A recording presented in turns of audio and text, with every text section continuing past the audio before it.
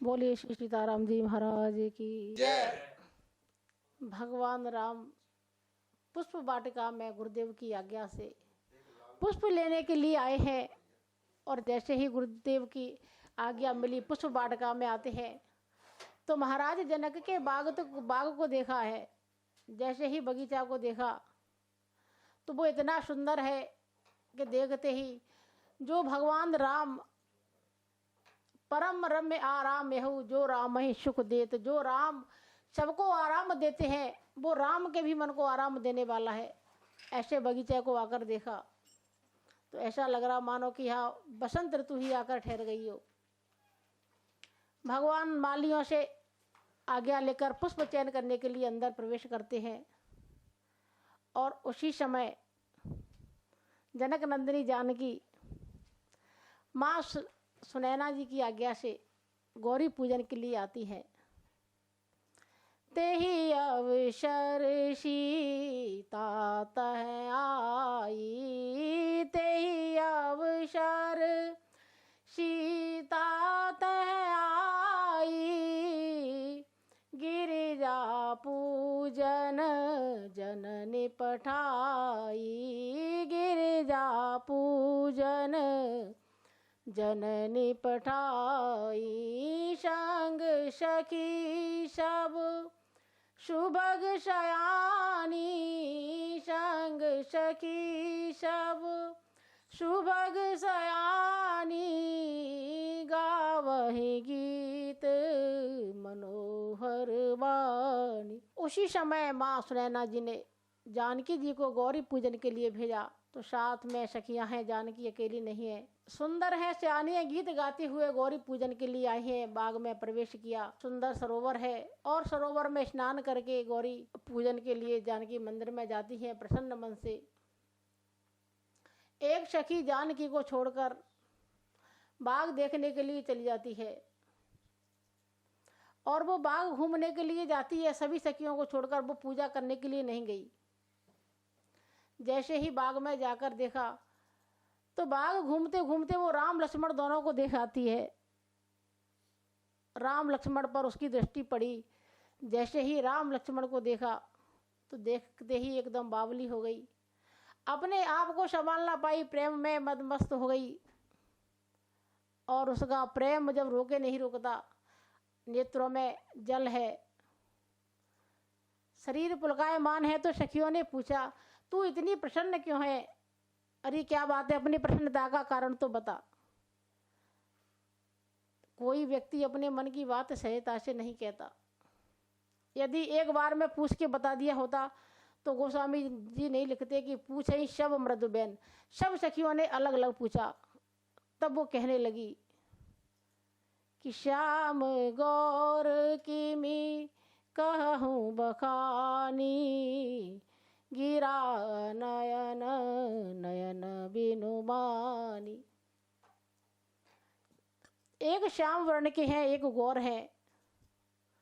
तो सखियां कहने लगी इसमें क्या बड़ी बात है, श्याम और गौर दो ही तो रंग होते हैं, तो इसमें क्या है। बोले वो राजकुमार हैं, सुंदर हैं।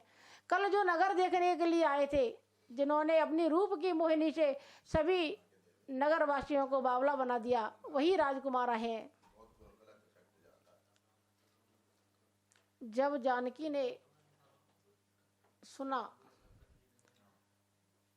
तो जानकी का मन भी उनके दर्शन के लिए लालायित तो उठा। ताशु बचन अति सियाहि सुहाने, दर्श लागी लोचन यकुलाने, चली अग्रह कर प्रिय सखी सोई, प्रीति पुरातन लखई न कोई।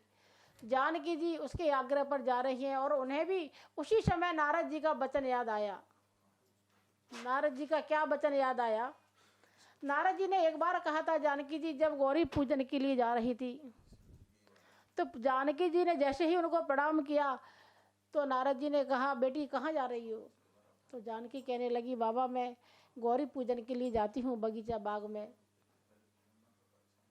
तो नारद जी कहने लगे इसी बगीचा में, इसी पुष्प वाटिका में एक दिन तुम्हें तुम्हारे पति की प्राप्ति होगी, तुम्हारा पति इसी वाटिका में मिलेगा तुम्हें।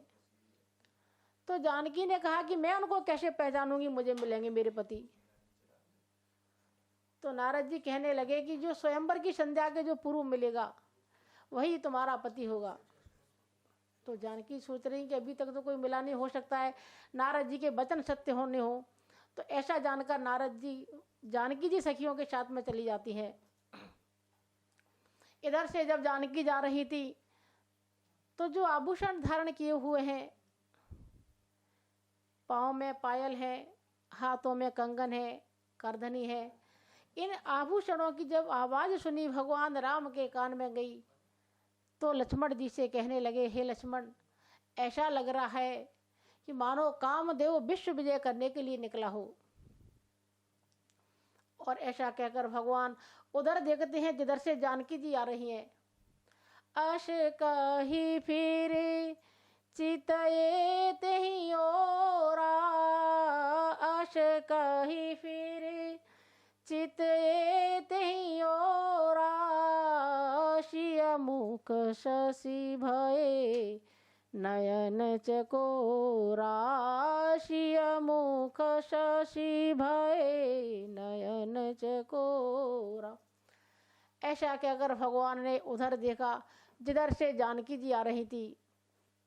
तो जैसे ही जानकी को देखा तो भगवान के नेत्र मानो चकोर बन गए और चकोर बनकर टकटकी लगाकर जैसे चकोर चंद्रमा को देखता है ऐसे ही जानकी को देखने लगे।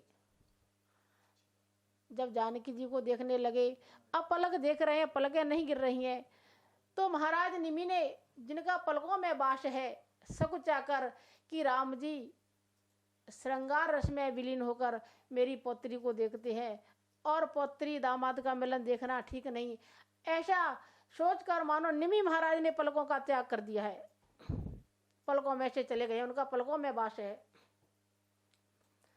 इधर भगवान लक्ष्मण जी से सीता जी की सुंदरता की कहते हैं, हे जन लक्ष्मण, ये जनक नंदनी जानकी है, इन्हीं के लिए धनुष यज्ञ हो रहा है, स्वयंवर इन्हीं के लिए हो रहा है। ये इतनी सुंदर है, इतनी सुंदर है कि अपनी सुंदरता का प्रकाश पूरी फुलवारी में बिखेर रही है। मानो 2 सूर्यों का प्रकाश भी इनकी सुंदरता को कम नहीं कर रहा है। और हम तो रघुवंशी हैं, हमारा मन तो स्वप्न में भी पराई स्त्री की तरफ नहीं जाता, पर जाने क्यों जानकी की तरफ मेरा मन सहज ही आकर्षित हो रहा है। ऐसा लग रहा है जैसे मेरे शांत मन में किसी ने कंकड़ियां डाल दी हो। भगवान ऐसा कहते हुए लक्ष्मण जी से बातें कर रहे हैं और देख जानकी की तरफ रहे हैं। और उधर सखियां जानकी को लेकर आई तो दिखाया पुष्प लता में से, लता ओट तब सखिन लखाए, लता ओट तब सखिन लखाए, श्यामल गौर किशोर सुहाए, श्यामल गौर किशोर सुहाए। सखियों ने लता के छिद्र में से राम लक्ष्मण का दर्शन कराया कि जानकी वो राम है। और जैसे ही जानकी की नज़र पड़ी तो जानकी जी भी ऐसे ही टकटकी लगाकर देखने लगी। दोनों के नेत्र मानो चकोर बन गए हैं। यहाँ तक तो ठीक है, लेकिन जानकी ने सोचा कि अभी तो खड़े हैं तो मुझे दर्शन हो रहे हैं, लेकिन ये थोड़ी देर बाद चले जाएंगे, तो क्यों ना मैं इस छवि को अपने हृदय में हमेशा के लिए संजो कर रख लूँ, अपने हृदय में बसा कर रख लूँ। तो जानकी जी पलकों के माध्यम से भगवान की उस छवि को अपने हृदय में अंदर कैद कर लेती हैं और नेत्र रूपी मानो पलकों को लगा देती हैं। नेत्र बंद करके भगवान का ध्यान कर रही है। तो सखियों को ऐसा लगा मानो जानकी गौरी का ध्यान कर रही है। तो सखियाँ कहती हैं, हे जानकी, गौरी का ध्यान तो तू बाद में कर लेना, गौरी कहीं भगी नहीं जा रही है, गौरी तो मंदिर में है, लेकिन उनको देख ले सामने, पहले वो खड़े हैं, वो राजकुमार चले जाएंगे।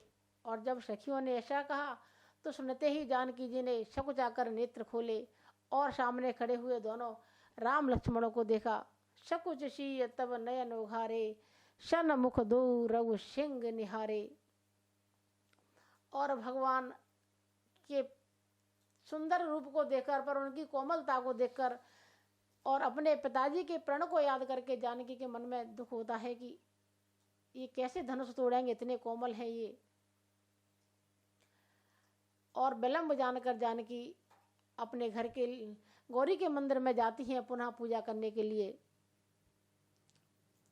गई भवानी भवन बहोरी, गई भवानी भवन बहोरी, बांध चरण बोली कर जोरी। जय जय गिरिवर राज किशोरी, जय जय गिरिवर राज किशोरी। जय महेश मुख चंद चकोरी, जय गज बदन षडानन माता, जगत जननी दामिनी द्रुति गाता।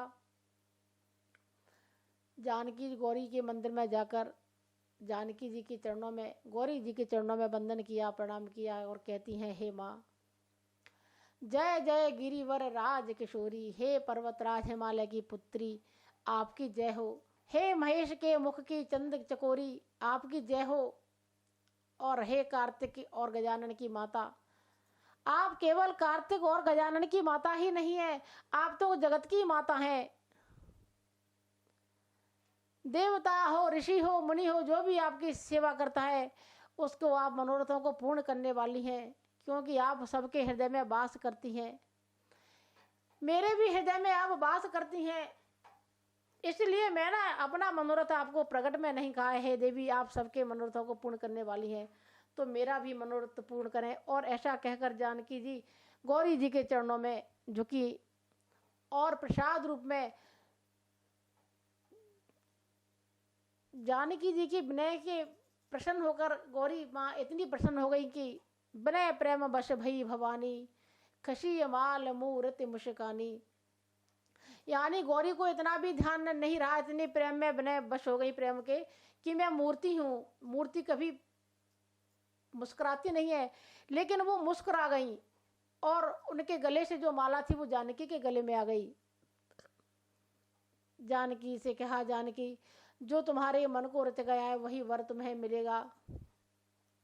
मन जाहि राचहु मिलहि शोबर, सहज सुंदर सावरो करुणा